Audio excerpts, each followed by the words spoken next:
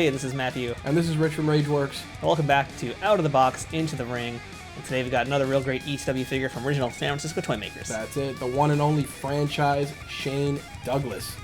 Favorite of mine during the ECW era. Definitely on the top of his game. Had a faction that was really ahead of its time. Feuded with Taz. Actually led to Taz winning the ECW championship during that time. And it also, I believe, transitioned into the WWF Invasion, if I remember correctly. Jerry Lawler coming in with Van Dam and Sabu. It was around that same time period, about 97, 98. Yeah, because right when Taz ran them all off, that's when the attack happened, I believe, at the same time. Something like that. I mean, and they, to be fair, they had a pretty long feud. Like, they had a really intense rivalry for years in ECW. Shane Douglas, also incredibly underrated performer wherever he went. He was also No, he wasn't the genius. He was Dean Douglas in WWF. Dean Douglas, yeah. We don't talk about that. But he did much better for himself in ECW. That's really where he got his name out there and really upped his cred and value. Absolutely. So you can see the front of the packaging is the same as you've seen in all these. Difference is you've got a new price tag down there. $25, Rich. That's right. He was highly sought after, clearly. You know, he's not that hard to find. I actually did not pay that much for him, but I did pay a little bit less, not far off. He's become a little bit harder to find, but he's still one of the more common ECW figures out there. Now, did he have more than one version, or he just had the one? Well, he actually, in terms of variants, if you want to actually get nitpicky, there actually was from this wave here 2 versions of Shane. Really? There's Big Head Shane and Little Head Shane. I would have thought we would have had frilly vest and boot Shane and non-frilly vest and boots. No, not even. Instead, we got 2 different heads for him. For some reason, there was like a big head version and a little head version. What the hell? I don't know what happened. It was Someone a running put in change. the NBA Jam cheat code? Yeah, pretty much. There was a running change as the figure came out, and so there was variance in the head. Nice. Yeah. The back has the textbook San Francisco toy makers packaging with the second. This is the second wave, right? Yep. Second wave of figures, and pretty straightforward. Very little deviation on the packaging. Yeah, and as usual, no real information. The only thing that's different is just the front with his face, and that's all you get. That's it. I don't even think you get a card, right, with this one. Not with these. No, they took the cards out? Cards and tattoos came later. Oh, man. Yeah, first 2 waves, it was just this what you get. They added stickers and that kind of stuff after this. Oh, damn. With that said, let's take him out of the box. And get him into the ring. That's it. All right, and here's our Shane Douglas out of the packaging. And first thing I got to notice is he's pretty tall. Yeah, the franchise, they definitely did a good job with him.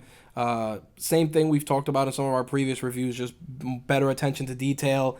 His tattoo is there. His logo is actually in the barbed wire tattoo. He's got some veins, some good articulation. Definitely went out of their way to make him look menacing and imposing. Got the frilly boots down. So, solid work. A little thrown off by this. I definitely feel like that's probably just the knee sleeve. Yeah. But it looks a little strange. That's what he wore. He wore those weird sleeves on top of the knee pads. Right. That's part of the look and part of the tassels as well. Yep. But it's definitely Shane Douglas. I mean, that's Shane Douglas top to bottom. I think the head sculpt is pretty spot on as well. They got the body. My thing is he is very tall. Yep. Compared to the rest of the figures in this wave, in fact. But they were trying to do some scale stuff early on, because I know Taz, I'm pretty sure we'll see later, he's shorter. So they were definitely playing with scale at that point. But yeah, colors are perfectly it. I mean, they really got it. Now, the one weird thing is probably the fact that he's got the design of the front, but not on the back. And I don't know if that's actually accurate or not. Yeah, I don't remember. I feel like he might have had like initials, or it might have said Douglas or something. Or it might have had the Triple Threat logo. Sometimes, yeah. So I don't really know if this is actually from a specific match or not. I think they just kind of threw this one together. Yeah, the yellow and black was his staple. Definitely was something you'd see in pretty much a lot of his ring gear throughout his various different tenures with different companies. There was always a hint of that yellow and black ring gear. Head sculpt on point. The face scan was legit. My only gripe, Shane Douglas had a ponytail. Always had it. This one has a short, just a short cut. And I don't even know did any of their figures have any ponytails? I don't think so, based on some of the ones that we've seen. I think that they either had loose hair or crew cuts. Yeah, they either had really long hair where you couldn't move their necks. Right. Or they had the short hair. And so maybe that was a limitation, a sculpt limitation, right? Maybe they wanted to keep the head articulation in there, I guess, because that's the thing. If they had the really long hair, you couldn't move their heads. Right. And the first wave, the first wave had Rob Van Dam, and he had a ponytail. But Rob Van Dam's ponytail, how was that structured? Was it just like a piece of plastic that was in the head? It's all one part. It's all one part of the head sculpt. But it did limit his articulation a little bit. Okay. So that could be why they didn't do this. But again, like, why would they choose not to, choose to do it for And one. Rob not Van for the Dam other. was an earlier figure. Rob Van Dam was also Wave 1. So See, so yeah, it's really bizarre why they did that. I don't know. talk about a pivot. That's weird, especially for a character who looked close. I mean, the face sculpt, Face is totally probably it. one of the best ones. I mean, him, Lance Storm, who we talked about in a previous Yeah. video, Rhino, who we talked about in a previous video, all really fantastic face sculpts, especially back then. What was that, late 90s for these? It's very late 90s. 99 So- these came out. So And we weren't 2000, even I think, talking around about the time. face scan technology at the time. Still hand sculpted these guys, yeah. Yep. And yeah, and the face sculpt is totally there. And I'd say it's actually from Wave 1 probably the best. I mean, we've looked at almost all of them now except for Rob Van Dam from Wave 1. But I'd say this one is actually the best head sculpt of the bunch. I also feel that they definitely went out of the way to add more improved musculature for this figure. There's definitely more lines, more separation to really give like a more detailed look to the figure, which is a nice touch. Like, they really, really went all out with this one. My thoughts are almost like it was sculpted by someone entirely different. Because if you look at like the other ones from Wave 1, like I can see Taz, that. Just Incredible, they weren't nearly as buff and defined. This almost feels like it's a different line. It really does. It stands out a lot. Yeah, it just looks so different. It really does look like they did improvements, and this was a completely different wave. Like they addressed all the shortcomings.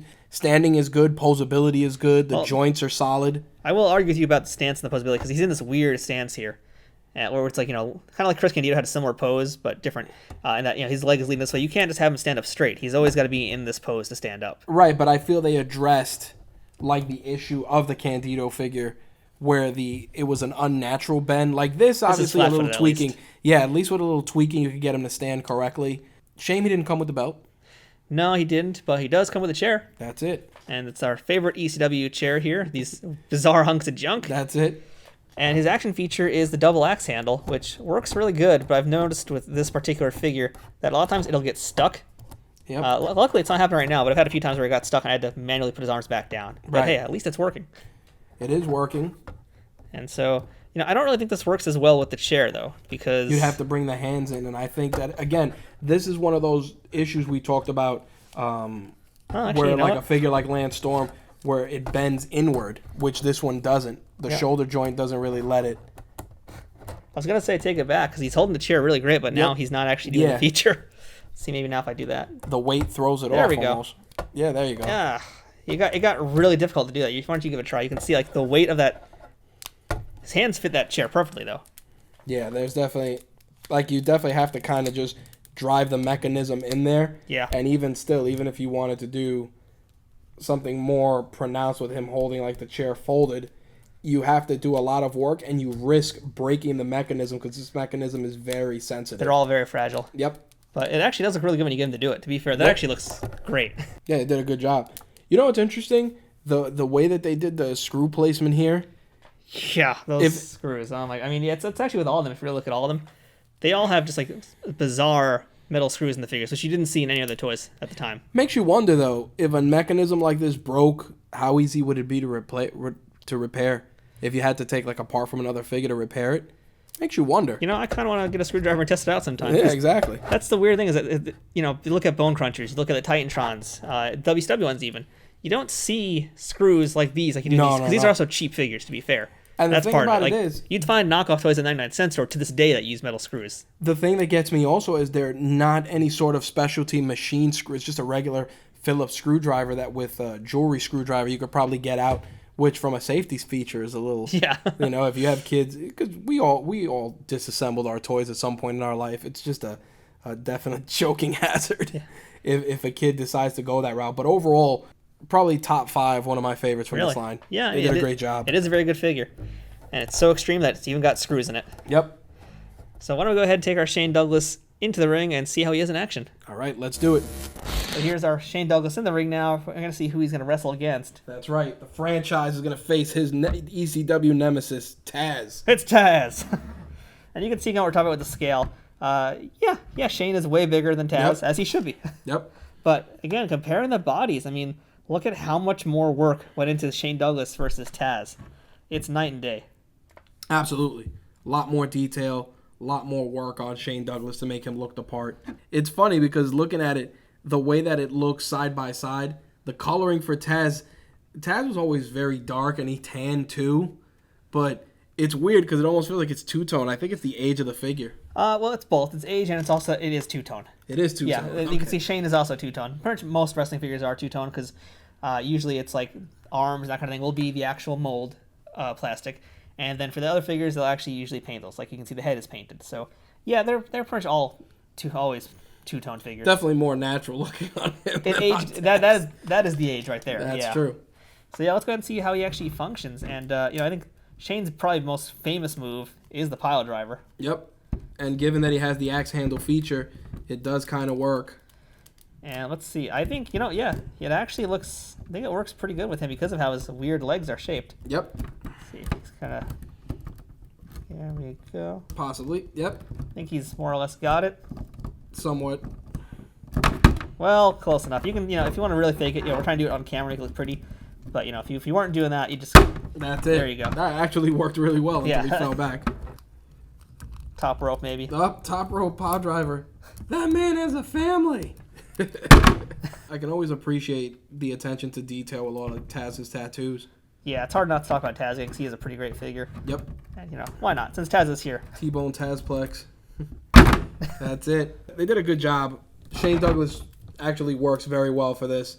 Like I said, the axe handle feature for suplexes and slams actually works fairly well. I mean, to a point where he could almost gorilla press slam them. That works.